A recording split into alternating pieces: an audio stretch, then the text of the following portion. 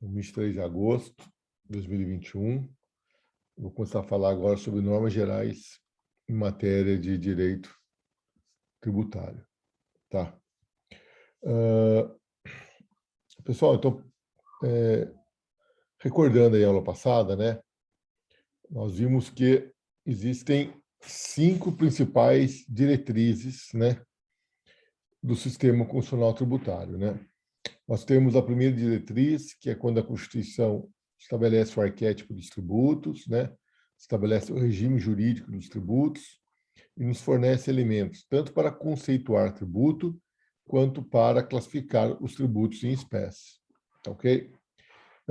No segundo momento, a Constituição vem e distribui a competência tributária, ou seja, ela estabelece quais pessoas políticas possuem competência para instituir os tributos, né? É a distribuição das competências tributárias.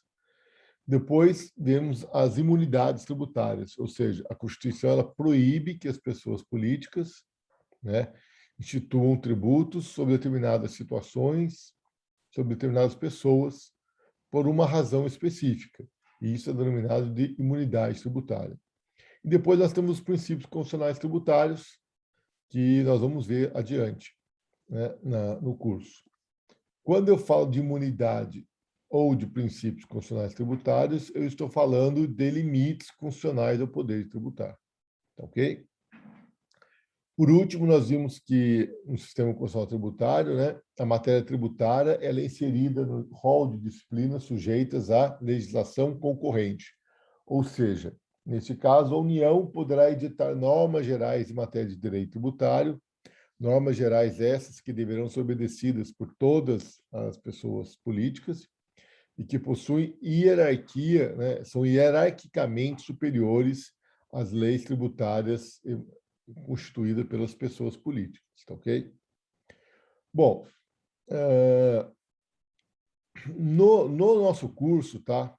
Depois da aula de hoje, eu vou voltar e vou dar um conceito de tributo bem legal para vocês, e vamos fazer um exercício para te definir o que é tributo. Aí depois eu vou estabelecer elementos e vamos classificar os tributos em espécies. Depois eu vou falar da competência tributária. Depois eu vou falar de imunidade tributária. E no final eu vou falar de princípios constitucionais tributários. Então vocês vejam que ao longo do semestre o que está aqui na tela, tá vendo? Toda a matéria que vocês vão ter ao longo do semestre já está aqui na tela. Porque eu vou passar cada uma dessas. Nós vamos ver o que é tributo, nós vamos classificar tributos em espécies, nós vamos distribuir a competência, nós vamos falar de imunidades, vamos ver as principais imunidades e vamos terminar o semestre vendo os princípios constitucionais tributários. Tudo bem para vocês? Esse é o plano que nós vamos seguir aqui o semestre todo. Bom, então, já dá para vocês notarem aqui, né, esse slide que está aí na tela para vocês, né? Eu acho que fica claro que no altiplano nós temos a Constituição Federal, né? Que é a lei das leis, a Constituição Federal não pode ser contrariada por nenhum outro ato normativo. Então, a Constituição Federal está lá em cima, né? Abaixo da Constituição Federal e acima das leis tributárias, nós temos as chamadas normas gerais em matéria de direito tributário, que estão vinculadas no Código Tributário Nacional e nas leis complementares extravagantes, ok? Depois nós temos as leis tributárias propriamente ditas, que são aquelas leis que instituem os tributos, ok? Abaixo das leis tributárias, nós temos os decretos regulamentadores. Então, gente, o que é um decreto? Qual a diferença entre o decreto e uma lei? A lei, para ela ser aprovada, ela precisa passar pelo crivo do poder legislativo, tá ok? Toda lei ela tem que ser aprovada pela Casa Legislativa.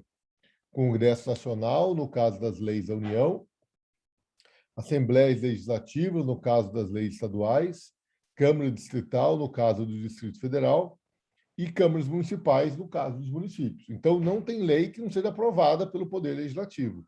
É claro que o Poder Executivo tem que sancionar a lei, mas a lei tem que ser aprovada pelo Poder Legislativo. Agora, o decreto é um ato do Poder Executivo, tá certo? Um decreto é simplesmente um ato do Poder Executivo. Então, o chefe do Poder Executivo ele vai lá e edita um decreto e acabou, aquele decreto está valendo. E aí uma pergunta que vem é o seguinte, eu tenho que obedecer um decreto? Nós, enquanto cidadãos, nós somos obrigados a obedecer os decretos? Né? Essa é uma boa pergunta, né? Porque, a rigor, não. A rigor, nós somos obrigados a respeitar as leis, e não os decretos, né? Porque a Constituição ela fala que ninguém será obrigado a fazer ou deixar de fazer algo, senão por força de lei. Então, pelo princípio da legalidade, né, de uma forma bem nua e cru, né, o princípio da legalidade vai dizer o seguinte, um instrumento através do qual o Estado vai obrigar as pessoas a fazer alguma coisa é através das leis. Ponto. Esse é o instrumento. Então, a Constituição é clara nisso. Agora, acontece que, muitas vezes, nós somos obrigados a respeitar o decreto, mas, vejam, são decretos que possuem fundamento na lei, e esses decretos, na verdade, eles visam regulamentar dispositivos legais. São situações que estão previstas na lei, mas que, para a administração pública poder colocar em prática aquilo que está previsto na lei, ela tem que editar um decreto. E eu vou dar um exemplo para vocês, puxando o gancho da aula anterior e falando de isenção. Então, eu falei para vocês, de uma forma bem rápida, que aqui no município de Taubaté nós temos uma lei que isenta pessoas idosas e de baixa renda do pagamento de tributos, tá ok? De tributos não, do IPTU. Então, eu não sei muito bem qual é a redação da lei, tá? E não vou seguir a redação da lei. Mas, assim, pensem comigo. Vamos supor que a lei do município de Taubaté diga assim, pessoas com mais de 60 anos de idade e que sejam proprietárias de um único imóvel estão isentas do IPTU. Perfeito? Então, a lei vem e fala, ó, todos os proprietários de imóveis urbanos são obrigados a pagar IPTU. Agora, se o proprietário do imóvel for uma pessoa com mais de 60 anos de idade e for proprietário de um único imóvel, ele está isento do IPTU. Bom, a lei falou isso. Aí, a lei foi publicada, aí vem o diretor de rendas imobiliárias do município e chega para o prefeito e fala, seu prefeito, tudo bem? Oh, tudo bem, tudo jóia. Ó, nós vamos mandar o carnê de IPTU, né? Nós estamos elaborando aqui os carnês de IPTUs, para a gente cobrar o IPTU dos proprietários de imóveis. Só que eu tenho um problema aqui. Ele fala, qual é o problema, diretor? Ó, a lei está dizendo que pessoas com mais de 60 anos de idade e proprietárias de um único imóvel estão isentas do IPTU. Veja, não é imunidade, né? Por que não é imunidade? Por que não é Porque imunidade? não foi dada pela Constituição. Exatamente, porque não foi a Constituição que livrou a cara dos idosos, né? Foi a lei, ok? E a lei não imuniza, a lei isenta. Assim como a Constituição também não isenta, ela só imuniza, tudo bem? Bom, então, o diretor de rendas imobiliárias do município, ele senta com o prefeito e fala, prefeito, como é que eu vou fazer? Eu vou mandar carnê de IPTU para todo mundo. Mas e os isentos? Vão receber carnê de IPTU? Eles estão isentos.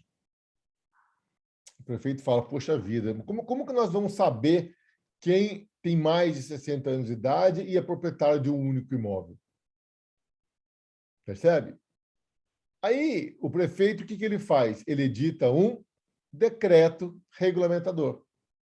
Então, ele vem e edita um decreto e fala, olha, porque esse decreto visa regulamentar a isenção tributária de IPTU que foi concedida pela lei número tal. Artigo 1º. Diante da isenção de IPTU para pessoas com mais de 60 anos de idade e proprietárias de um único imóvel nesse município, decreta-se, 2 pontos. Primeiro, até o dia 15 de novembro, todos os proprietários de um único imóvel nesse município e que tenham mais de 60 anos de idade deverão se dirigir até a Prefeitura Municipal e apresentar um documento que comprove a sua idade e uma certidão do cartório de registro de imóveis que comprove que ele é proprietário de um único imóvel. Percebe? Pergunto aos senhores, esse decreto, ele está ou não está obrigando o cidadão a fazer alguma coisa? O que vocês acham? Mas se ele quiser usar do benefício, é uma obrigatoriedade. Agora, se ele não quiser usar do benefício, ele não é obrigado a ir lá. Não, mas veja bem, não é que ele quer usar ou não do benefício, tá? Ele é isento, ele não tem obrigação de pagar tributo, IPTU. Ele tem o direito de não pagar o IPTU. Só que o decreto está impondo a ele se dirigir até a prefeitura, preencher um formulário e apresentar um documento que comprove a sua idade e que comprove que ele é proprietário de um único imóvel no município. Está obrigando a ele ou não está obrigando ele a fazer alguma coisa? Não Tá está obrigando. obrigando. Não, ele não está Ah. obrigando a fazer. Se ele não quiser fazer, ele não é obrigado a fazer. Mas se ele quiser fazer, ele tem que respeitar os requisitos. Não, mas veja bem, a lei me confere o direito à isenção do IPTU. Eu tenho o direito de não pagar IPTU. E agora o decreto está me obrigando a ir até a prefeitura, preencher o formulário e apresentar documentos para que eu possa usufruir desse direito que é assegurado em lei. Ou seja, ele está me obrigando a fazer alguma coisa para eu ter o direito. O direito eu já tenho, está na lei. Mas para eu exercer esse direito, ele está me obrigando a ir lá apresentar documentos, entenderam? E aí eu pergunto a vocês, esse decreto pode fazer isso? O que vocês acham? Pode. Sabe por que ele pode? Porque, veja, ele não está inventando nada de novo, percebe? Ele não está estabelecendo requisitos para você ter direito à isenção. Ele apenas está impondo uma obrigação para que você demonstre para o município que você tem direito à isenção. Porque, veja, o município não sabe qual a idade dos proprietários e não sabe se o proprietário é proprietário de um único imóvel. Então, o que o município está fazendo é o seguinte, ó, você tem direito à isenção, beleza, mas eu não sei que você tem direito à isenção. Então, para eu saber que você tem direito à isenção, você tem que vir aqui, preencher o formulário e apresentar esses documentos. O primeiro prova a sua idade, o segundo prova que você é proprietário de um único imóvel. Então, veja, é um decreto que regulamenta a lei, é um decreto que estabelece regras, tá? que permitem que a administração pública possa aplicar aquela lei. Entenderam?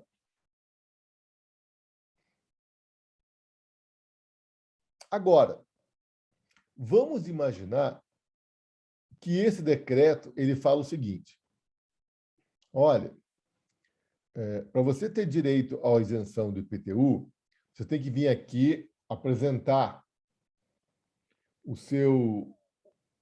a sua idade, uma certidão do cartório de registro de imóveis antes de ser proprietário de um único imóvel, e você tem que apresentar o seu olerite para mostrar que você ganha até R$ 2.000 por mês. Senão, você não vai ter direito à isenção. O que aconteceu aí? Mas a questão de renda não tem nada a ver com isso. Ó. É uma coisa a mais. Então, isso aí não é obrigado. Exatamente, Tassiana. A lei ela não estabelece uma receita mínima para você ter uso da isenção.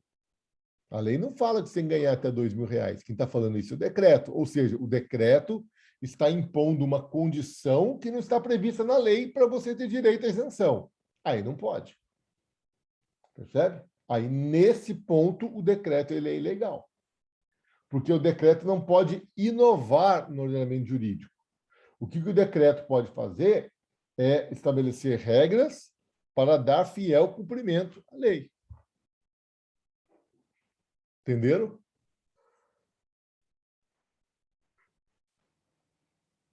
Sim ou não? Sim, Agora, professor, que a gente está anotando aqui. tá.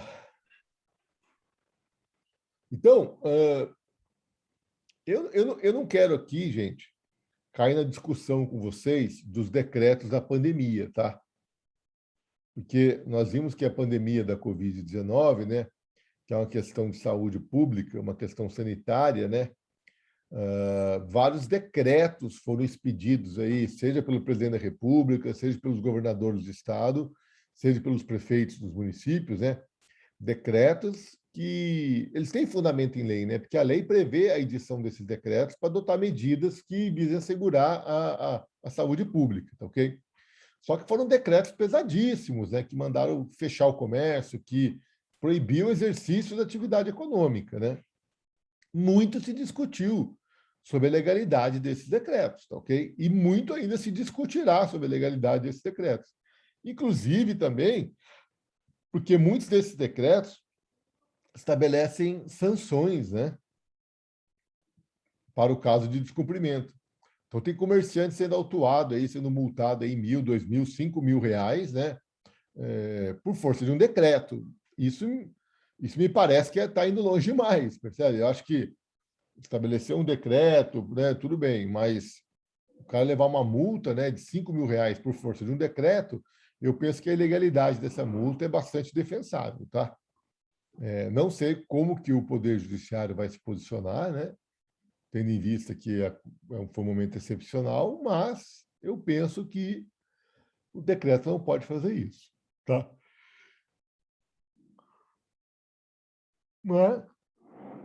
Mas como eu disse para vocês, né, a Covid, a pandemia, foi uma coisa sui generis, né? Nunca a gente tinha passado por isso. Então, é algo que vai ainda repercutir por muito tempo. Agora, então, via de regra, em direito tributário, os decretos eles podem estabelecer obrigações aos contribuintes, desde que essas obrigações visem dar fiel cumprimento à lei, desde que essas obrigações estejam regulamentando dispositivos legais, desde que essas regulamentações, esses decretos, estabeleçam regras que visem a administração pública aplicar a lei da melhor forma possível, tudo bem? Agora, se em um determinado momento o decreto inovar no ordenamento jurídico e estabelecer, né, condições que não estão previstas na lei, aí, nesse momento, o decreto será considerado ilegal. Tá ok? Dúvidas? Bom, então, olha só. Percebam os senhores que, em direito tributário, eu tenho 4 níveis de legislação. O decreto não é uma lei, né, propriamente dita, né? Mas veja, eu tenho normas dispostas em 4 níveis diferentes. Eu tenho normas na Constituição, normas nas normas gerais, normas nas leis que instituem o tributo e normas nos decretos. Vocês concordam comigo que o decreto não pode ir contra a lei, não pode ir contra as normas gerais e muito menos contra a Constituição? As leis, por suas vezes, não podem ir contra as normas gerais e nem contra a Constituição. E as normas gerais não podem ir contra a Constituição. Entendem isso? Porque são patamares hierárquicos distintos. A Constituição é superior às normas gerais, que são superiores às leis tributárias, que são superiores aos decretos. Tudo bem? Beleza. Aí, olha só. Quem vai fazer segunda fase da OAB em direito tributário, o que cai? Simples. Em direito tributário, na segunda prova da segunda fase da OAB, ele cai uma lei que fere a Constituição. Desconectou aqui. Vocês não estão vendo mais a tela, né? Estão vendo agora? Então, olha só. Não, mas não era esse, né? Era esse. Vê na tela do seu computador. Tem umas montanhas aí. Umas montanhas. Ah, vocês não estão vendo a tela? Agora sim. Agora foi. Então, olha só. O que cai na segunda fase da prova da OAB? É uma lei que fere a norma geral, ou é uma lei que fere a Constituição, ou é a norma geral que fere a Constituição, ou é um decreto que fere a lei, ou fere a norma geral, ou fere a Constituição, percebe? Então, esse conflito aqui entre normas dispostas em posições hierárquicas distintas, é isso que cai na segunda fase da OAB. Tá? Pode pegar qualquer... Pode ter um caso ou outro, mas, assim, a rigor, assim, via de regra, quando a gente pega a segunda fase da OAB, é geralmente uma lei tributária que fere um princípio constitucional tributário, é uma lei tributária de um ente incompetente, é um problema de imunidade, percebe? É um choque entre essas legislações aqui. Tá ok? E aí, se você souber quais são as peças em direito tributário, fica mais fácil para você fazer a sua prova. Tudo bem? Dúvidas? Beleza. Então, agora, gente, eu vou falar um pouquinho das normas gerais em matéria de direito tributário. E aí eu vou permitir para vocês que eu vou ter que abrir aqui o texto da Constituição.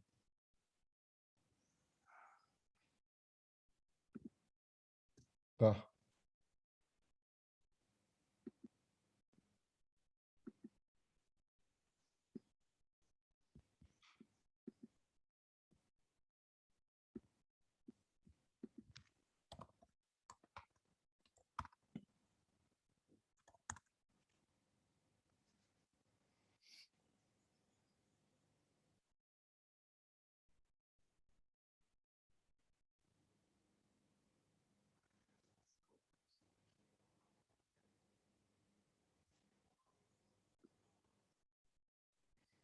Está dando para vocês verem o texto? Está muito pequeno? Está pequeno? Tá. Mas Não dá para ler? ver. Dá para ler, sim. Dá para ler? Dá. Tá.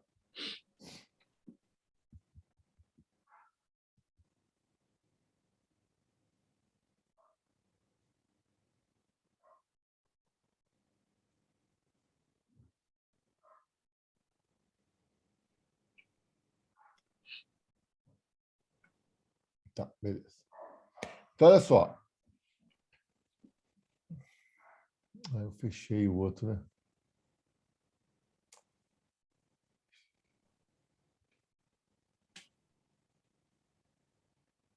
Aqui. Então, olha só. Eu falei para vocês, né, que as normas gerais em matéria de direito tributário, elas vão ser expedidas pela União em nome da República Federativa do Brasil. Então, mais uma vez, eu repito para vocês, a matéria tributária ela está inserida no rol de disciplinas sujeita à legislação concorrente. E no âmbito da legislação concorrente, a União, em nome da República Federativa do Brasil, poderá editar normas gerais em matéria de direito tributário, e essas normas gerais terão superioridade hierárquica frente às normas jurídicas tributárias propriamente dita, aquelas leis tributárias que instituem tributos pelas pessoas políticas, ok? Agora, vamos lá. Diante dessas normas gerais, a autonomia das pessoas políticas, ela é ampliada ou restringida? Entenderam minha pergunta? Restringida. Por que restringida, Daniele? Porque a pessoa política, ela deve seguir a norma geral para instituir um tributo. E se não tiver a norma geral? A Constituição? Exatamente. Veja, diante da existência de normas gerais, eu, pessoa política, eu tenho que obedecer às normas gerais e à Constituição. A Constituição, nós já vimos, as pessoas políticas têm que obedecer à Constituição. Eu falei para vocês, pessoas políticas são dotadas de autonomia constitucional, ou seja, elas só podem fazer aquilo que a Constituição permite que elas façam, tá ok? Então, isso não tem nem chabu, né? E tem que obedecer à Constituição, tem que obedecer à Constituição. Agora, quando vem a União, em nome da República Federativa do Brasil, estabelece as normas gerais, aí, além de obedecer à Constituição, eu também tenho que obedecer às normas gerais. Percebe? E aí, a autonomia das pessoas políticas fica mais restrita ainda. Tá ok? Porque, além de obedecer à Constituição, eu tenho que obedecer às normas gerais. Beleza? E aí, eu queria falar para vocês assim, qual é o papel das normas gerais em matéria de direito tributário? O que as normas gerais podem? Sabe por quê, gente? Porque se as normas gerais puderem falar sobre tudo, vocês concordam comigo que a autonomia das pessoas políticas vai ficar muito restrita? Concorda ou não? Imagine, as normas gerais estabelecem tudo em matéria tributária. Aí as leis tributárias vão fazer o quê? Vão só estabelecer a alíquota, porque todo o resto já está nas normas gerais, percebe? Então, as normas gerais, a doutrina tributária, ela vai dizer que as normas gerais não podem fazer qualquer coisa em matéria tributária. Elas vão tentar impor um limite para a atuação dessas normas gerais. Por quê? Porque se não tiver um limite para a atuação das normas gerais, o que vai acontecer? Tudo em matéria tributária vai ser decidido a nível de normas gerais e aí as pessoas políticas vão praticamente perder a sua autonomia. Entenderam o que eu estou falando? Então, a gente tem que tomar muito cuidado em saber qual é o papel das normas gerais em matéria de direito tributário. E aí, eu vou trazer para vocês aqui o artigo 146 da Constituição Federal. Porque, veja só, o artigo 146, o título 6, né, Tributação do Orçamento, capítulo 1, Sistema Tributário Nacional. Seção 1, dos princípios gerais. Artigo 145, ele vai falar do impostos, taxas e contribuições de melhoria. Agora, o artigo 146, ele fala assim, cabe a lei complementar. Ou seja, aqui é que estão as normas gerais.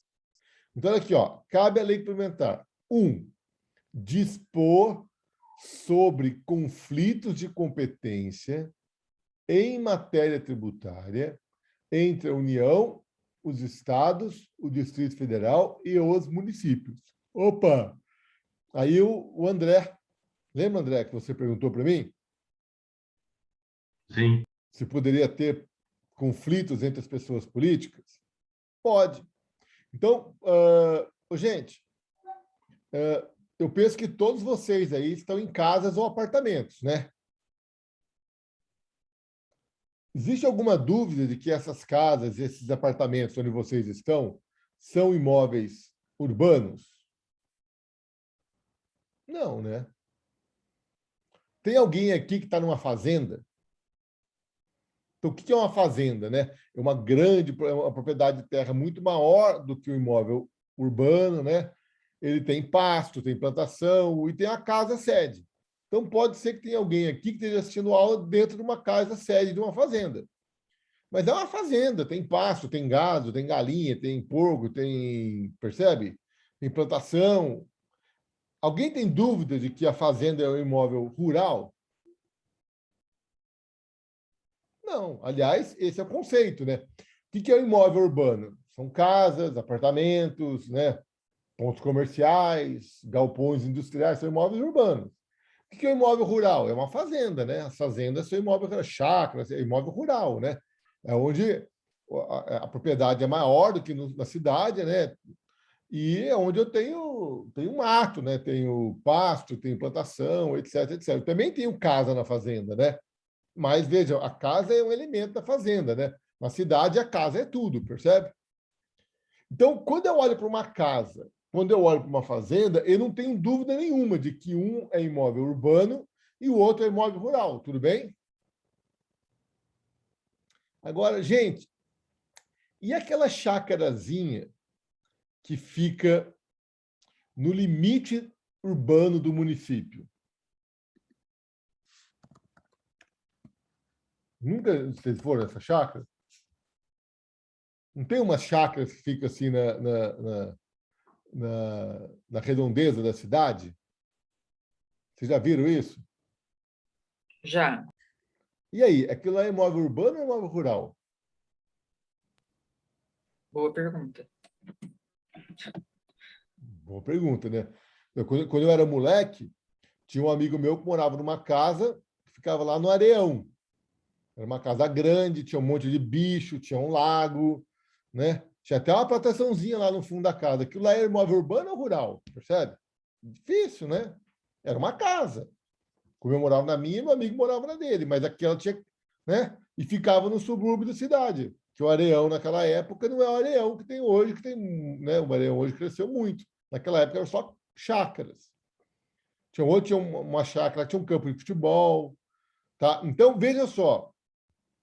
Vocês concordam comigo que pode existir problemas de conflito de competência em matéria tributária entre União, Estados, Distrito e municípios? Por exemplo, existem problemas de conflito de competência entre a União e o município, porque às vezes eu não sei se o imóvel é rural ou urbano. Porque se o imóvel for rural, ele vai ser tributado pelo ITR, pela União. Ele vai ser tributado pela União via ITR. Se o imóvel for, desculpa, se o imóvel for rural, ele vai ser tributado pela União via ITR. Se o imóvel for urbano, ele vai ser tributado pelos municípios via IPTU. Percebe a diferença? Um outro exemplo. Quando você vai numa gráfica e pede para a gráfica imprimir um livro para você, aquilo lá é um serviço ou é uma industrialização? É um serviço, não é? Não sei, estou perguntando, né? É um serviço. Ó, vocês estão em campanha política. Aí vocês pedem para a gráfica imprimir o santinho. Lembra aquele santinho? Nem existe mais muito, né? Hoje existe muito, né? Mas hoje é muito digital, né? Mas tem aquele famoso santinho de campanha política, né? A gráfica, quando faz aquele santinho de campanha política, aquilo lá é uma prestação de serviço ou uma industrialização? Outro conflito de competência. Se for prestação de serviço, vai ser tributado pelo município via ISS. Se for industrialização, vai ser tributado pela União via IPI. Entenderam? Recauchutagem de pneu. O que você acha, André? Recauchutagem de pneu é industrialização ou prestação de serviço? Esse deve ser serviço. Não sei. Percebe? É uma zona de penumbra. Existem algumas situações. Gente, quando você vai num restaurante, o restaurante, você vai, sabadão eu fui no restaurante, né? E pedi lá um espaguete ao fruto do mar. E pedi uma água com gás. Então, olha só, eu fui no restaurante, sentei, falei, olha, eu quero um espaguete ao fruto do mar, eu quero uma água com gás com um limão espremido num copinho separado, num copo com gelo. O cara veio, colocou a garrafinha de água com gás, um copo com gelo e um copinho pequenininho com limão espremido. E trouxe meu prato de comida, um prato com a comida lá, o espaguete e os frutos do mar. E aí, pessoal, o que vocês acham? É prestação de serviços ou é venda de mercadoria?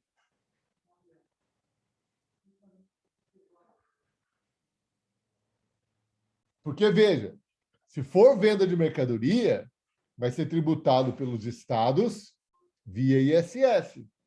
Se for prestação de serviço, vai ser tributado pelos municípios via ISS, percebem?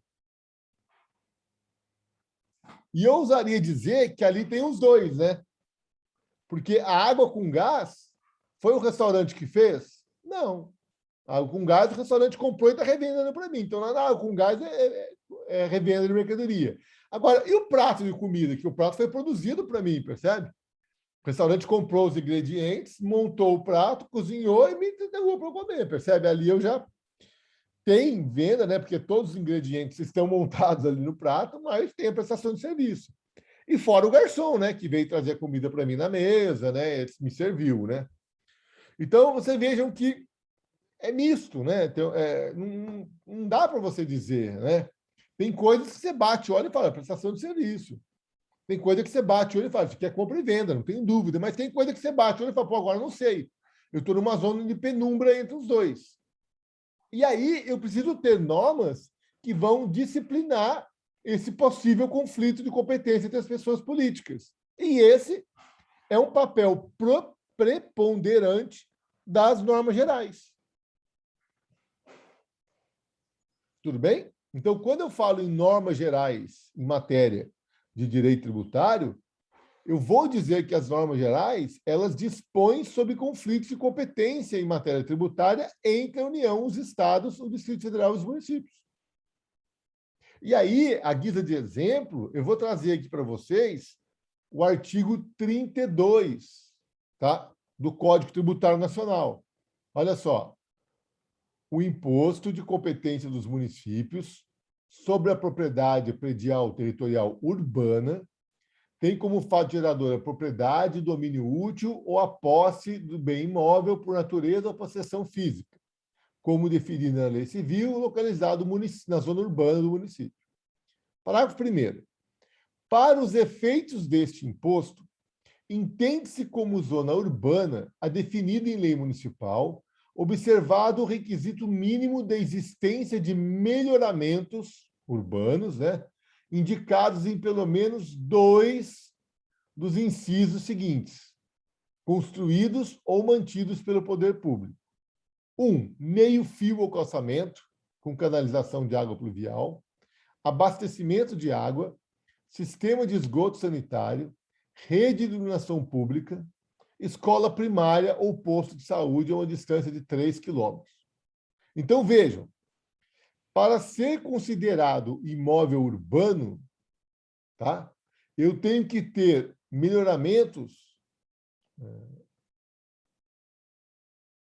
existência de melhoramentos indicados em pelo menos 2 dos incisos seguintes. Então, olha só, o imóvel ele só pode ser considerado urbano se eu tiver 2 desses melhoramentos. Então, meio-fio, acostamento, abastecimento de água, sistema de esgoto, rede de iluminação pública e escola primária 3 quilômetros. Se eu tiver 2 deles, ele pode ser considerado urbano. Se eu não tiver 2 deles, já era, ele é rural, percebe? Sanou ou não sanou o conflito de competência entre a União e os municípios? Vocês estão entendendo o que eu estou falando? Sim, professor. Então, vejam. Ficou bem claro. Eu tenho um problema de competência entre a União e os municípios no que diz respeito a ITR e IPTU. Porque existem imóveis que eu não sei se são rurais ou urbanos. Então, eu não sei se quem pode tributar aquele imóvel é prefeito, é município ou União. E aí vem o Código Tributário Nacional e estabelece 5 critérios. E fala, se o imóvel tiver pelo menos 2 desses critérios, ele pode ser considerado urbano. Se ele tiver, ele não pode ser considerado urbano. Pronto, resolveu o problema de conflito de competência. Percebe? Se eu pegar a Lei Complementar 116, tá? Eu acho que é 116. Acertei aqui. Aí, exatamente. Ó, a Lei Complementar 116, está na tela para vocês aí, dispõe sobre o ISS. Aqui, olha que interessante, aqui ele está dispondo entre conflitos de competência entre municípios. Veja, aí não é entre município e União, não é entre municípios e estados, é entre os municípios. Porque, gente, vamos imaginar, eu sou um arquiteto que tem um escritório aqui em Taubaté. Aí a Tassiana me contrata para fazer o projeto da casa dela de Ubatuba. O ISS vai ser devido para Taubaté ou para Ubatuba? Percebem? Aí é um problema de competência entre municípios. Quem vai dispor sobre esse problema de competência? Vai ser a Lei Complementar 116, que é norma geral em matéria de direito tributário, especificamente no que diz respeito ao ISS. Tudo bem? Murad, é minha impressão ou o município é um grande causador desses conflitos de competência? É o maior? Não é que é o maior causador, é que tem muito município, né? Entendeu? Não, sim, não pela quantidade de municípios, mas pela ingerência dele, né? É, são muitos municípios, né? São quase 5 mil ou mais de 5 mil municípios, né? Quantos municípios tem no Brasil, vocês sabem? Tem muito município no Brasil, né? Então, esse é um problema. Ó. Quantos municípios tem o Brasil? 5.568 municípios. Pô, vai dar pau, não vai, André? Sim, essa é a impressão. E dá pau também entre os estados, né? A gente vai ver, quando a gente for estudar os estados, nós temos muito conflito de competência entre os estados no que diz respeito ao ICMS, tá? Também tem problemas. E tem problema entre os estados e os municípios, entre os municípios e a União. Vou ter conflito entre eles. E aí, o papel da norma geral está aqui, ó, artigo 146, inciso 1 da Constituição Federal. Cabe à lei complementar dispor sobre conflitos de competência em matéria tributária entre a União, os estados, o Distrito Federal e os municípios. Ok? Vejam, não é somente a competência entre uma pessoa política e outra. Podem ser entre várias pessoas políticas da mesma espécie, tudo bem? Eu vou dispor de conflito de competência entre a União e municípios, mas também entre os municípios em si também. Tudo jóia?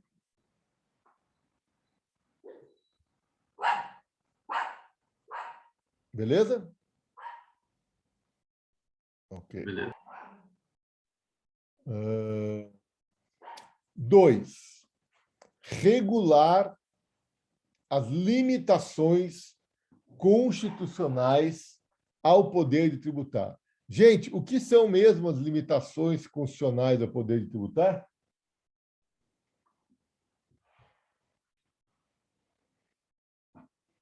Se vocês não responderem essa... Professor, pergunta de novo, é que eu não prestei atenção. O que são as limitações constitucionais ao poder de tributar? Quando eu falo das limitações constitucionais ao poder de tributar, de que institutos eu estou falando?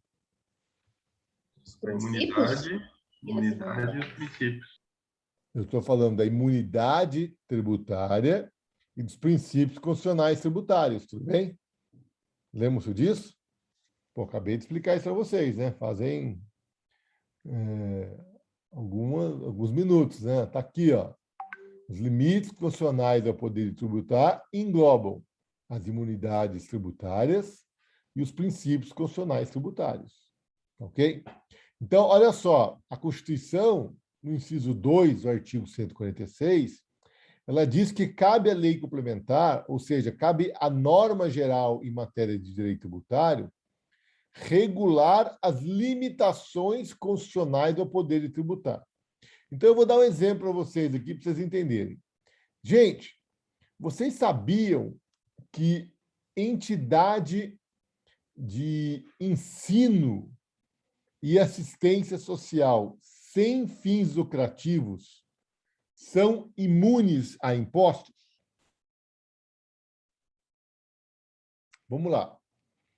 A Anhanguera Educacional é uma entidade de educação? Sim. Tem fins lucrativos? Sim. Tem. Tem, inclusive, ações na Bolsa de Valores, né? Então, paga impostos? Sim.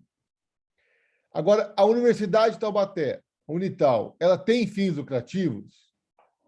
Não. Não. Não tem fins lucrativos. Ela cobra pelos serviços que ela presta, mas ela não tem fins lucrativos.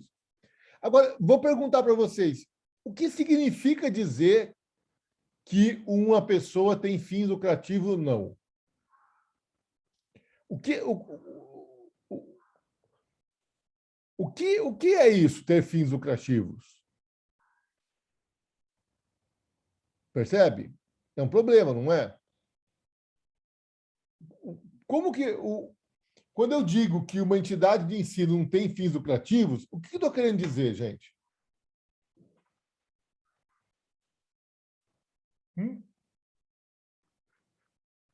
Que ela não gera riqueza? Não, que ela não tem lucro? Que ela não... Então, a Universidade de Taubaté, por exemplo, ela tem que gerar superávit, né? Ela tem que gerar lucro, porque se ela não gerar lucro, como é que ela vai reformar os prédios? Como é que ela vai investir, percebe? Nenhuma entidade... né? Esse não é a função principal dela? Sim, a função principal dela é a educação, não é obter a questão financeira, obter recursos, é educação. Mas sem recurso, como que ela vive? Mas o lucro o lucro ele é autoempregado, né, professor? Então, ele gera o lucro, mas a universidade autoemprega. Ela utiliza desse lucro para poder melhorar ainda mais a qualidade de ensino. Não vai ser distribuído, Daniela. Isso. Para a figura do sócio. Isso, é isso que eu quero falar. Exatamente. Então, a Daniela está falando que não, ela vai ter lucro, mas esse lucro não vai ser distribuído para a figura do sócio. Então, presta atenção. A Constituição ela diz o seguinte: entidades de ensino sem fins lucrativos são imunes a impostos. Ponto. Agora, o que significa dizer que uma entidade é sem fins lucrativos? Isso precisa ser regulamentado em lei complementar. É um papel da norma geral, percebe? É um papel da norma geral. Então, eu vou trazer de novo o Código Tributário Nacional para vocês e vou aqui no artigo 14. Que, o disposto na linha C, inciso 4, artigo 9, é subordinado à observância dos seguintes requisitos. O que ele está falando aqui? Das entidades sem fins lucrativos. Olha aqui, 1. Não distribuírem qualquer parcela de seu patrimônio ou de sua renda a qualquer título. 2. Aplicar integralmente no país os seus recursos na manutenção dos seus objetivos institucionais. 3. Manterem escrituração de suas receitas e despesas em livros revestidos de formalidades capazes de assegurar a sua exatidão. Então, vejam, novamente, a Constituição ela diz que entidades de ensino sem fins lucrativos estão imunes a impostos. Mas a Constituição não diz o que é uma entidade sem fins lucrativos. Quem vai dizer que é uma entidade sem fins lucrativos? Isso vai ser regulamentado pela lei complementar, pela norma geral em matéria de direito tributário, conforme prescreve o artigo 146, inciso 2 da Constituição. E aí vem o Código Tributário Nacional e fala, olha, para ser considerada uma entidade sem fins lucrativos e, portanto, ter direito à imunidade com relação a impostos, a entidade não pode distribuir qualquer parcela do seu patrimônio e de sua renda a qualquer título. 2. Tem que aplicar integralmente no país os seus recursos na manutenção dos seus objetivos institucionais. 3. Devem manter escrituração de suas receitas e despesas em livros revestidos de formalidades capazes de assegurar a sua exatidão. Entenderam?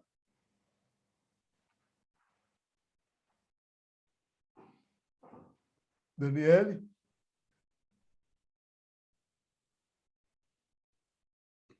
Alguém tem alguma dúvida aí? Entendi. Alguma dúvida? Não, professor. Então vejam. Dispor sobre conflitos de competência e regular as limitações constitucionais do poder tributar são papéis da norma geral em matéria de direito tributário. Só que aí, gente, o 1 e o 2 não trazem problemas, tá ok? que o papel das normas gerais em matéria de direito tributário é dispor sobre conflitos de competência e regular as limitações constitucionais ao poder de tributar, isso daí é pacífico na doutrina, tá ok? Ninguém questiona isso. Agora, o que se questiona na doutrina é exatamente o inciso 3. Porque o 3, ele fala assim, estabelecer normas gerais em matéria de legislação tributária, especialmente sobre. Aí vem aqui a definição de tributos e suas espécies, bem como em relação aos impostos discriminados nessa Constituição, aos respectivos fatos geradores, base de cálculo e contribuintes. Aqui, me parece que o legislador constituinte foi longe demais. Porque aqui o legislador constituinte está conferindo poderes à norma geral para ela definir o que é tributo e as espécies tributárias. E eu acabei de falar para vocês que, no meu sentir, esse papel cabe à Constituição Federal, percebe? Porque é a Constituição Federal que estabelece o sistema constitucional tributário. Gente, o Código Tributário Nacional, ele é apenas um capítulo do sistema constitucional tributário. Veja, o Código Tributário Nacional, não estou querendo menosprezar a sua importância, mas veja, o Código Tributário Nacional está aqui, ó, ele estabelece normas gerais. O sistema constitucional tributário está na Constituição. O sistema tributário nacional está na Constituição. E é por isso que eu digo para vocês que todo estudo sério em matéria de direito tributário tem que partir do texto da Constituição, e não do Código. Percebe? O Código é uma peça na engrenagem, mas a engrenagem está na Constituição. Tá ok?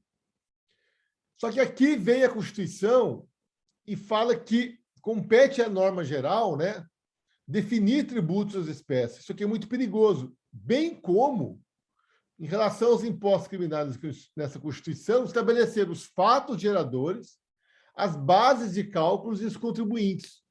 Isso aqui me parece que é papel da lei tributária e não da norma geral, percebe? Então, esse inciso 3, a linha A, ele é bastante questionado pela doutrina, tá?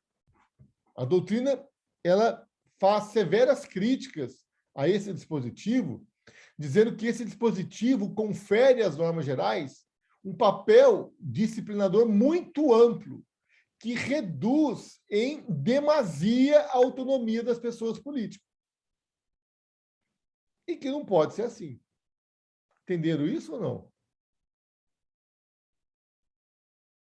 Porque, veja, quem vai estabelecer quem são os contribuintes, a base de cálculo e os fatos geradores é a lei tributária, não é a norma geral. Tá? Mas a Constituição Federal tem aí essa linha A aí do inciso 3 que traz um problema, problema aí de ordem doutrinária, tá ok? Dúvidas? Beleza. A linha B, estabelecer, inciso 3 da linha B, né? Estabelecer normas gerais, matéria de legislação tributária, especialmente toda, obrigação, lançamento, crédito, prescrição e decadência. Aqui, gente, na linha D, eu também tenho críticas, tá? Mas eu penso, particularmente, que a linha B ela é bastante salutar. Sabe por quê? Porque a linha B ela vai cumprir aquele papel que eu falei para vocês de uniformidade no sistema. Porque quando ela fala de obrigação e lançamento, é a forma de cobrança do tributo. Ou seja, o que a Constituição está falando é que o tributo ele tem que ser cobrado conforme os procedimentos administrativos estabelecidos no Código. Aí eu acho interessante. Por que eu acho isso interessante? Porque aí o sistema ganha em uniformidade. E aí eu posso estar olhando o PTU do município de Manaus ou do município de Porto Alegre, que eles têm o mesmo requisito, é tudo carnê de PTU, percebe? É tudo igual. Por que é tudo igual? Porque é o que está no Código. E os prazos decadenciais e prescricionais também são os mesmos. Por quê? Porque é o que está no Código. Você imagine se cada município no Brasil, 5.500 municípios, se cada município no Brasil inventasse um tipo novo de lançamento tributário, ou seja, cobrar-se através de atos específicos daquele município, ia ser muito difícil uma pessoa operar em vários municípios, entenderam? Professor, Oi. mas em relação à alíquota, porque, por exemplo, o ITBI aqui em Caçapava não sei se é 3%, 4%, não tenho certeza. Mas me parece que tem municípios que têm uma alíquota diferente, é isso? Estou viajando. A alíquota, cada município estabelece a sua. Ah, tá. Então, é exatamente isso, Daniela. Daniel. Aliás, você me fez lembrar uma coisa aqui. O professor Geraldo Talibra tem um texto dele que ele fala assim: a prevalecer a redação do inciso 3, da linha A do 146 da Constituição, compete à norma geral fazer tudo. Só vai sobrar para o município, para os estados e para a União fazer, sabe o quê? Estabelecer a alíquota. Todo o resto está aqui, ó. Ele faz uma crítica, ele fala, pô, se for assim, então, cadê a autonomia das pessoas políticas? As pessoas políticas não têm autonomia nenhuma. A autonomia das pessoas políticas vai se resumir em estabelecer a alíquota dos tributos. Porque todo o resto pode estar na norma geral. É uma crítica que ele faz. Tá ok? Agora, essa linha B, voltando a ela, eu acho que ela é bastante pertinente. Por quê? Porque ela estabelece procedimento administrativo comum a todas as pessoas políticas para cobrar os tributos. E por que eu acho isso interessante? Porque daí fica mais fácil você entender, né? Você, principalmente empresas que atuam em vários municípios, percebe? Empresas que atuam em vários estados.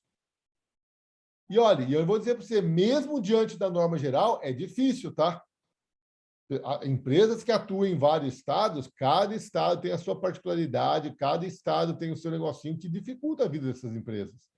E a gente não quer que o tributo dificulte a vida das empresas, concorda? Tudo bem para vocês? A tributação não pode ser um empecilho à atividade econômica. A linha C, ela é bem específica, ela fala do adequado tratamento tributário ao ato cooperativo, né? Então, ele está falando aqui que a norma geral vai estabelecer regras que tributem as cooperativas.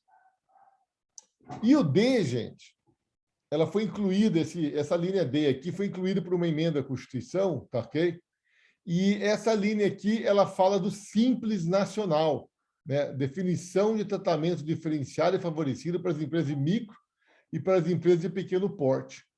Aqui é uma coisa muito específica, que ela fala do Simples Nacional, que engloba, além dos tributos da União, o ICMS estadual e o ISS municipal. E eu vou deixar essa alíquota, essa análise dessa linha D aqui, lá para o final do curso, quando eu for falar de Simples para vocês. Se eu falar disso aqui agora, vai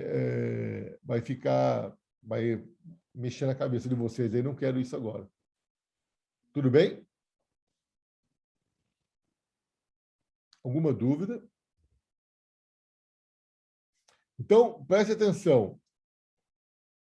Quais são os papéis preponderantes das normas gerais em matéria de direito tributário?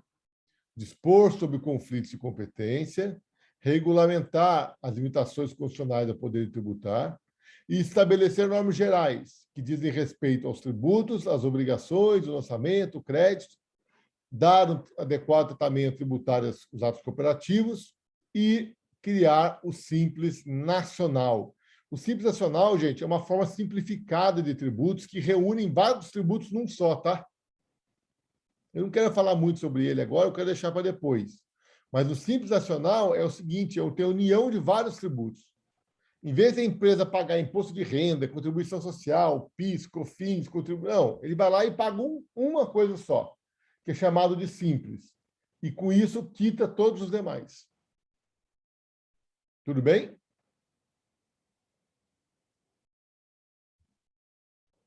Dúvidas?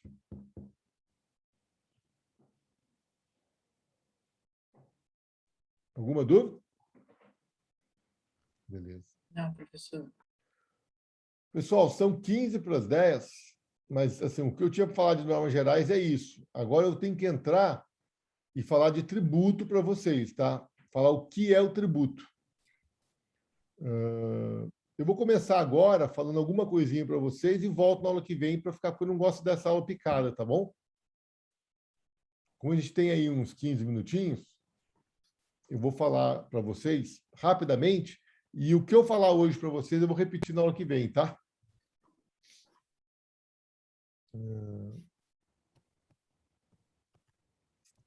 Gente, o que é um tributo?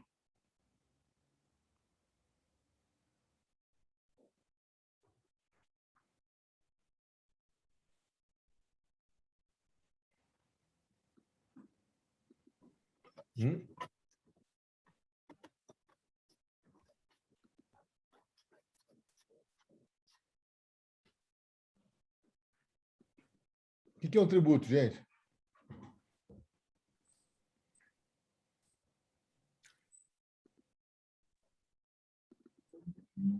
É um valor que nós pagamos a uma pessoa política devido a um fato gerador específico previsto em lei. Calma aí. Deixa eu ver o slide aqui. Tem aqui.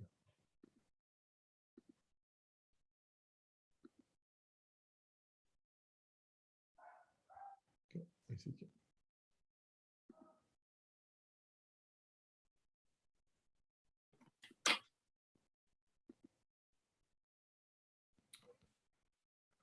Olha, eu diria para vocês que o tributo é uma norma jurídica, tá? E aí eu faço uma outra pergunta. O que é uma norma jurídica?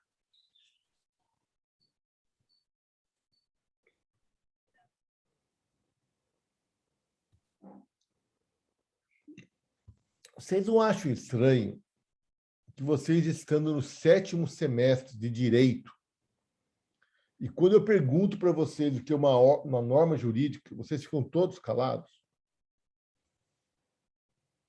Não é estranho isso, gente? Um médico, né, um estudante de medicina, no 4º ano de medicina, já sabe o que é um órgão, um osso, né? Pô, mas norma jurídica é algo, né? O que é uma norma jurídica, né? Vocês já pararam para pensar nisso? E aí, quem arrisca aí? O que é uma norma jurídica? A norma jurídica, ela tem função coercitiva, é uma regra ou um princípio. Legal, Daniela. É a base do direito, tem poder cogente. Ai, professor, desculpa. O que é ter poder cogente? É ter poder de lei. Difícil, né? Assim, É difícil. rápido é. Então, olha só, gente. As leis são feitas de texto. Vocês concordam comigo? Quando você se depara com uma lei, você se depara com um texto, não é isso? Todas as leis são texto, não é isso? As leis são texto, tá? O texto de lei precisa ser interpretado, não precisa? Para você compreender o texto, aliás, não só o texto de lei, todo texto, para ser bem compreendido, ele tem que ser interpretado. E é por isso que a interpretação de texto ela é fundamental para o estudante de direito, né? Aliás, para qualquer estudante, né? E quando você estuda os textos. Para qualquer estudante, né? Uma boa interpretação de texto se faz necessária. Então, vou colocar aqui para você aqui o plano 1, que é o plano da literalidade, que é o plano do texto de lei. Sumiu? Sumiu a tela ou vocês estão vendo ainda? Dá para ver. Agora Agora sumiu. saiu. Oi.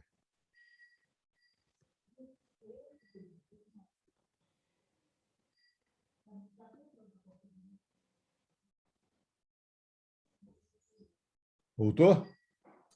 Sim. Tá. Então, olha só. O chamado P1 é o plano da literalidade. É o plano do texto da lei.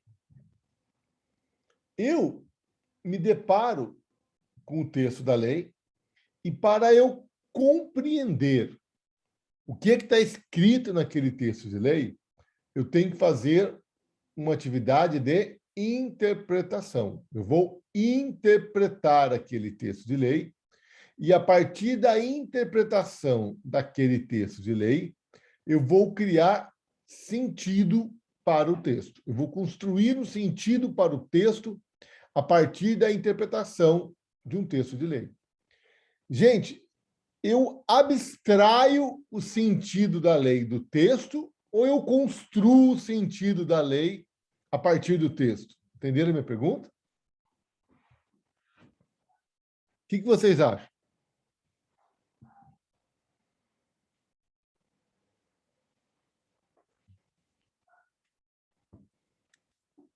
Quando você lê um texto e interpreta aquele texto, você constrói um sentido para aquele texto a partir do que está escrito no texto, a partir da literalidade, ok? É o plano das significações, está aqui, ó.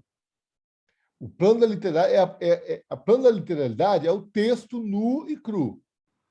Quando eu me deparo com um texto nu e cru e interpreto esse texto, eu vou construir um sentido para o texto. Daí eu saio da literalidade e vou para o plano das significações, tudo bem? Agora, eu quero saber o seguinte, esse plano das significações, ele é abstraído do texto da lei ou ele é construído a partir do texto da lei? O que vocês acham? Depende. Se você for positivista, você não vai construir. Se você for uma pessoa mais principiológica, você pode ir para o plano das significações Não. e construir um sentido. Não, eu sei, mas eu quero saber o seguinte, essa construção de sentido, Daniele, ela é feita somente a partir do texto da lei ou você coloca coisa sua ali também? Entendeu o que eu quero dizer? Abstrai. Você simplesmente abstrai o sentido que está no texto ou você constrói um sentido a partir daquilo que está na sua cabeça e a partir daquilo que está no texto?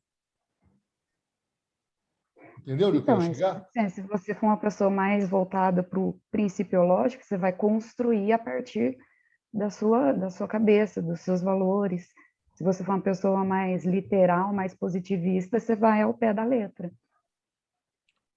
Mas ainda bem, mesmo indo ao pé da letra, você concorda comigo que mesmo que eu vá ao pé da letra, eu acabo injetando naquela construção de significado, na construção de sentido, coisas que são minhas, coisas que são da sociedade, não tem jeito de ser diferente, penso eu. A lei fala em mulher honesta, né? O que é mulher honesta? Veja, é um conceito que extravasa o texto da lei, percebe? E é um conceito, né? Que para uma pessoa pode ser uma coisa, para outra pode ser outra. Certo. Então, assim, é muito interessante porque, a partir da interpretação do texto de lei, essa construção de sentido, ela é muito emblemática, porque você não constrói o sentido de um texto abstraindo o que está no texto. Você faz mais do que isso, percebe? Você abstrai o que está no texto, mas você faz mais. Você joga coisa sua ali. E aí, concorda comigo que, a partir do mesmo texto de lei, Daniele, você pode construir um sentido diferente da Daniela? O que você acha, Daniela? Concordo. Então, veja, interpretar não é abstrair o sentido do texto pura e simplesmente, percebe? Então, tem muita gente que pensa que quando eu vou interpretar, eu vou olhar para o texto e eu vou construir o sentido do texto a partir do que está ali. Você vai fazer isso. Só que quando você faz isso, você coloca coisas suas que estão na sua cabeça. Porque o significado das palavras, ele pode ser diferente para as pessoas, percebe? Professor, por isso da pacificação das jurisprudências, né? Da pacificação, não. Por isso da divergência da jurisprudência. Né? Isso também, das divergências. Tem jurisprudência que você acha a favor, tem outras que você acha contra,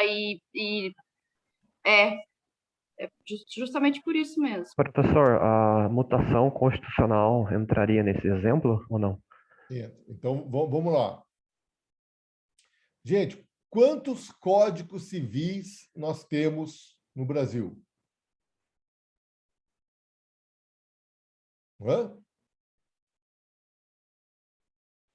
Em vigência?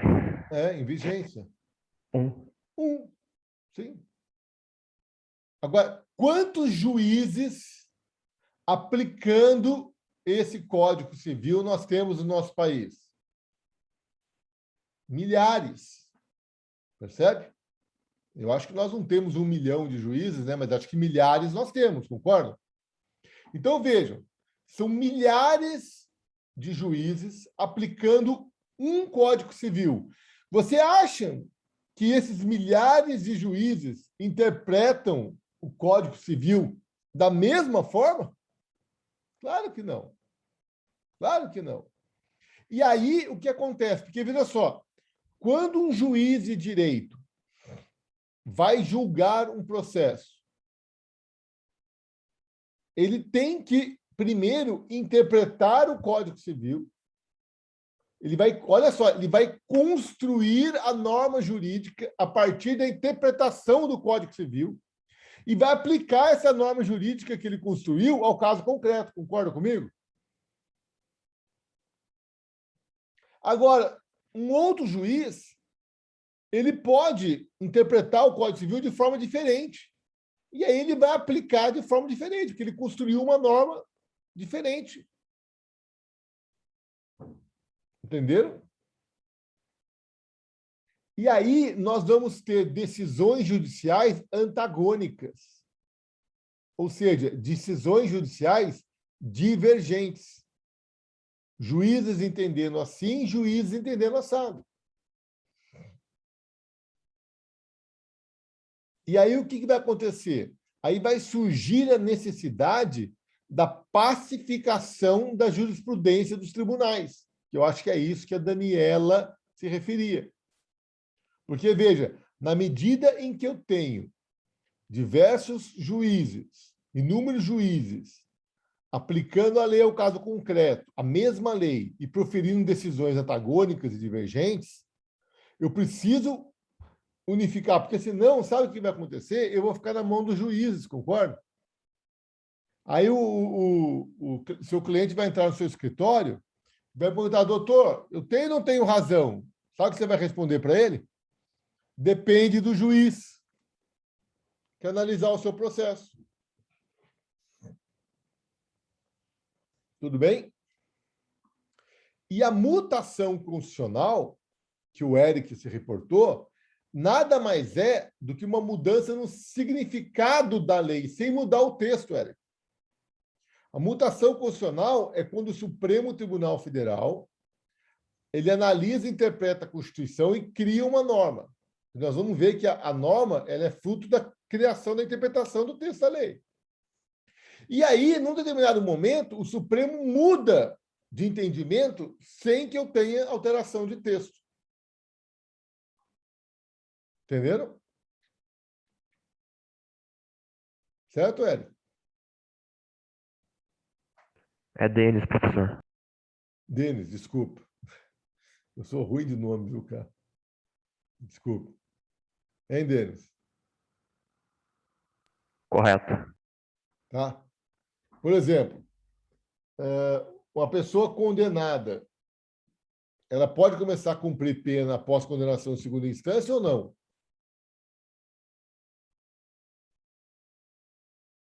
Isso foi amplamente debatido no Supremo Tribunal Federal, né? Hoje não mais. Então, hoje não, mas mudou a lei? Mudou a Constituição?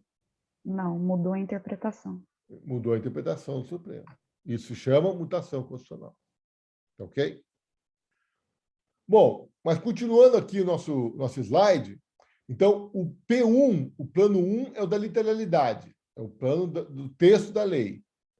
O P2 é o plano das significações, que é a construção de sentido que eu faço a partir da interpretação do texto da lei. Agora, o P3 é o plano normativo, que é o plano das normas jurídicas. Que quando eu pego essas significações que eu construí a partir da interpretação do texto da lei, e eu jogo ele numa estrutura lógica que é comum a todas as normas. Que estrutura lógica é essa? Está aqui, ó. Antecedente, consequente. Ou seja, dado o fato X, deve ser a relação jurídica Y. Então, olha só. No meu ponto de vista, tá? E existem vários conceitos em normas jurídicas, e quem quiser adotar um outro conceito, fica à vontade, tá? Mas o que eu acho bastante pertinente para nosso curso aqui é vocês pensarem a norma jurídica como, olha só, uma estrutura lógica dualística. Ou seja, eu tenho um antecedente e um consequente. No antecedente, eu tenho a descrição de um fato, que está aqui no plano das significações, percebe? E, como consequência, eu tenho uma relação jurídica Y. Ou seja, sempre que o fato X ocorrer, o ordenamento jurídico quer que ocorra a relação jurídica Y. Entenderam? E X e Y está aqui, ó, são as significações que eu construo a partir da interpretação do texto da lei. Então, vamos lá, me dê um exemplo de norma jurídica aí, gente.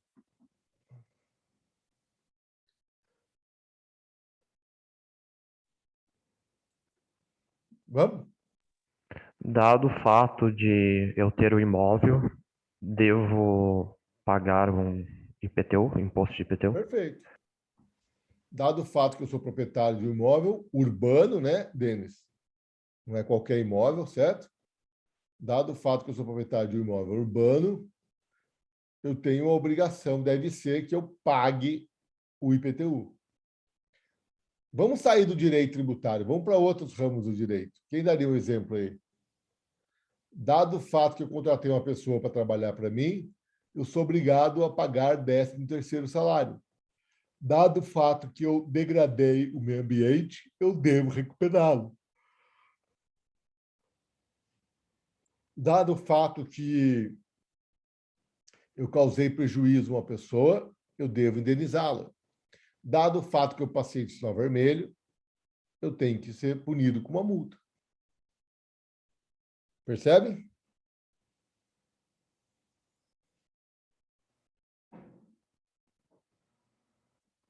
Sim ou não?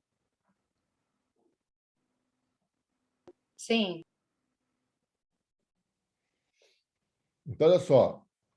As normas jurídicas, né, o P3, que é o plano normativo, é o plano das normas jurídicas, é quando eu pego essas significações aqui e saturo dentro dessa estrutura lógica aqui comum a qualquer norma, percebe?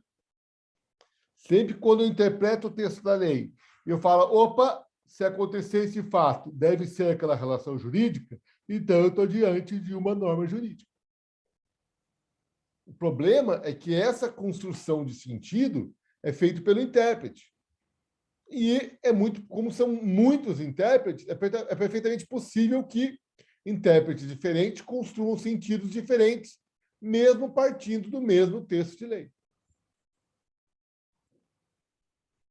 Professor, daí não seria aquele caso da valoração, tipo lá da teoria tridimensional do Miguel Reale? Exatamente. Tem o fato, tem o valor, a valoração, aí vem a norma. Exatamente.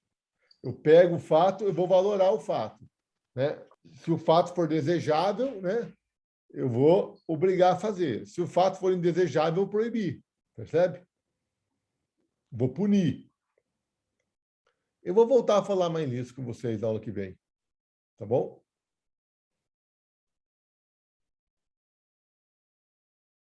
Queria saber só se alguém tem dúvida até aqui.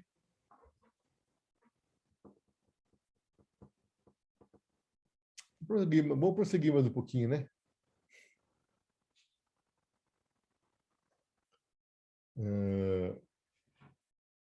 Gente, coloquei ali para vocês, ó, que não se confunda a norma jurídica com o texto de lei, tá ok? A norma jurídica é construída a partir da interpretação do texto da lei e possui a seguinte estrutura lógica. Olha lá, essa aqui é outra coisa. Antecedente e consequente. O ser e o dever ser. Só para a gente terminar a aula, gente, ó. Há quem diga que as normas jurídicas podem se apresentar como princípios e como regras. O que eu falei há pouco para vocês, que é dado o fato A deve ser a relação jurídica Y, isso é uma regra, tudo bem? Dado A deve ser B, isso é uma regra. Agora, o que é um princípio? Né? Princípio é algo muito abstrato. Tá? O princípio é uma ideia, ou é um valor de relevância para o direito que é muito abstrato. Então, eu não consigo fechar o princípio nessa estrutura lógica aqui, ser, dever ser.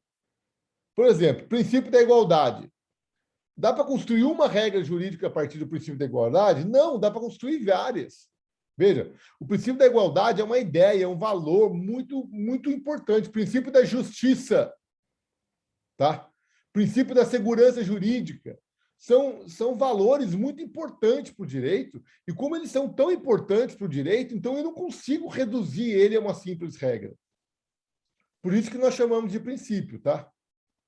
E há quem diga, então, que norma jurídica, ora se apresenta como princípio, ora se apresenta como regra, e a regra jurídica é o que eu estou explicando para vocês. Dado o fato X, deve ser a relação jurídica Y. É que tem coisas que não dá para simplesmente resumir ela, reduzir ela para uma regra, percebe? Então, aí eu vou chamar de princípios. Pessoal, eu vou parar por aqui, porque eu não quero adiantar muito, eu quero voltar na aula que vem nisso com vocês, e aí a gente segue em frente. Tudo bem? Eu vou dar a apresentação geral para vocês hoje, tá?